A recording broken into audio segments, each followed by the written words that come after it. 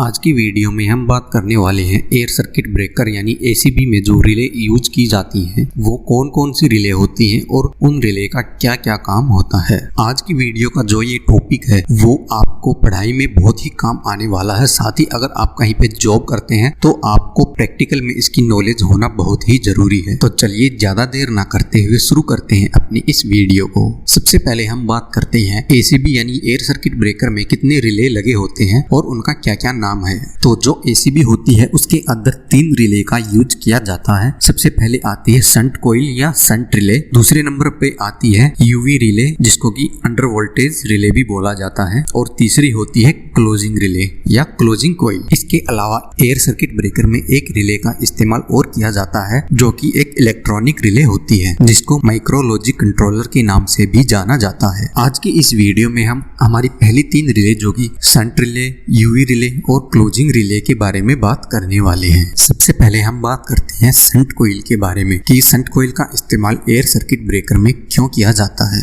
Shunt coil या shunt relay होती है उसकी मदद से हम जो एयर सर्किट ब्रेकर होता है उसको कहीं से भी क्लोज कर सकते हैं। जैसे कि आपने देखा होगा पैनल के ऊपर एक TNC स्विच लगा होता है जिसकी मदद से हम एसीबी को कंट्रोल करते हैं, और जब हम उस TNC से सिग्नल देते हैं तो ये शंट कॉइल ही ऑटोमेटिक एयर सर्किट ब्रेकर को क्लोज करा देती है। सीधा सीधा बताया जाए तो जो शंट कॉइल होती है उसका काम यही होता है कि जो हमारा एयर सर्किट ब्रेकर होता है उसको हम रिमोटली कहीं से भी ऑपरेट कर सकते हैं, यानी कि कहीं से भी क्लोज कर सकते हैं। चाहे हमें एसीबी PLC के द्वारा क्लोज करनी हो या फिर जो पैनल में बटन लगे होते हैं उनकी मदद से ऑटो में इसको क्लोज करना हो, वो हमारी जो शंट कॉइल है उसकी मदद से ही हो पाता है। इसके बाद हम बात करते हैं हमारी दूसरी रिले जिसका नाम UVR यानी कि अंडर वोल्टेज रिले होता है। अंडर वोल्टेज रिले जैसा कि आपको इसके नाम से ही पता चल रहा है कि ये रिले हमारी जो एसीबी होती है उसमें आने वाली जो वोल्टेज है उसको सेंस करती है कि वो कहीं कम तो नहीं आ रही। मान लीजिए हमारी जो वोल्टेज है वो 3 फेज में 420 वोल्ट है और हमारी पीछे से जो वोल्टेज आ रही है वो 380 या 370 आ गई है। तो जब वो एसीबी के द्वारा आगे किसी भी उपकरण को दी जाएगी तो ऐसे में हमारा उपकरण खराब हो सकता है लो वोल्टेज के कारण। और अगर मान लो हमारा उपकरण खराब ही नहीं होता है तो हमारे उस उपकरण की जो एफिशिएंसी होती है वो बहुत ही कम हो जाएगी। तो ऐसे में इसी चीज से बचने के लिए UVR यानी कि अंडर वोल्टेज रिले है इसका इस्तेमाल किया जाता है। इसका सीधा काम यही होता है कि ये एसीबी में आने वाली वोल्टेज को सेंस करती है, और जब भी लो वोल्टेज आती है यानी कि जब हम इसके ऊपर वोल्टेज को सेट करते हैं कि मान लो हमने 370 वोल्टेज इसके ऊपर सेट कर दिए, तो जब भी 370 वोल्ट से कम की सप्लाई यहाँ पे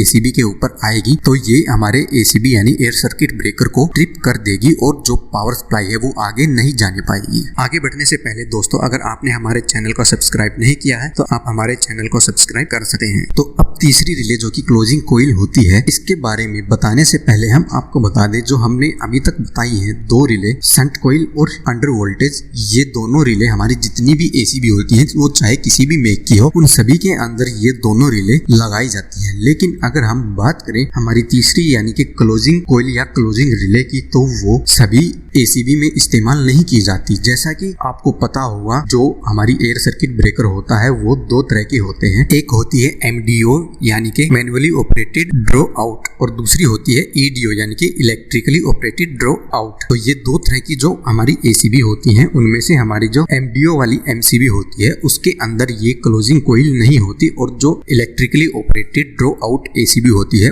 उसके अंदर इस रिले का इस्तेमाल किया जाता है। तो अब आपको बताते हैं जो हमारी क्लोजिंग रिले होती है उसका क्या काम होता है। क्लोजिंग कॉइल की बात की जाए तो इसकी वर्किंग भी बहुत ही सिंपल है। जैसा कि हमने पहली रिले शंट कॉइल के बारे में बताया था कि इसका इस्तेमाल इसलिए किया जाता है कि हम कहीं दूर से ही बैठ के इसको ऑटो में कंट्रोल कर सकते हैं, तो वैसे ही क्लोजिंग कॉइल भी हम इसीलिए इस्तेमाल करते हैं कि हमारी जो एसीबी होती है उसको जो हमारा TNC होता है उसकी मदद से चालू कर सके। जैसा कि आपने देखा होगा हमारी जो एसीबी होती है उसके अंदर 2 स्विच लगे होते हैं, एक ग्रीन कलर का होता है एक रेड कलर का होता है, जिनकी मदद से हम मैन्युअली उसको ऑपरेट जनरेट करते हैं। लेकिन अगर हमारे एयर सर्किट ब्रेकर में क्लोजिंग रिले दी गई है तो हम TNC की मदद से या फिर ELC की मदद से कहीं दूर से भी बैठे इसको आसानी से कंट्रोल कर सकते हैं। तो उम्मीद है आपको समझ में आ गया होगा कि एयर सर्किट ब्रेकर में कौन कौन सी रिले इस्तेमाल की जाती हैं और उनका क्या क्या काम होता है। अगर आपको कोई डाउट है तो आप हमें कमेंट में पूछ सकते हैं। इसके अलावा अगर आप डबल अर्थिंग के बारे में जानना चाहते हैं कि डबल अर्थिंग क्यों की जाती है और ये क्या होती है, तो आप हमारी ये राइट वाली वीडियो देख सकते हैं। और अगर आप किलोवाट और KVA में अंतर के बारे में जानना चाहते हैं तो आप हमारी ये लेफ्ट वाली वीडियो देख सकते हैं। साथ ही अगर आप इलेक्ट्रिकल से जुड़े हुए हमारे आर्टिकल पढ़ना चाहते हैं तो आप हमारी वेबसाइट www.electricalhelp.in को भी विजिट कर सकते हैं। साथ ही अगर आपने हमारे चैनल को सब्सक्राइब नहीं किया है तो आप हमारे चैनल को सब्सक्राइब भी कर सकते हैं।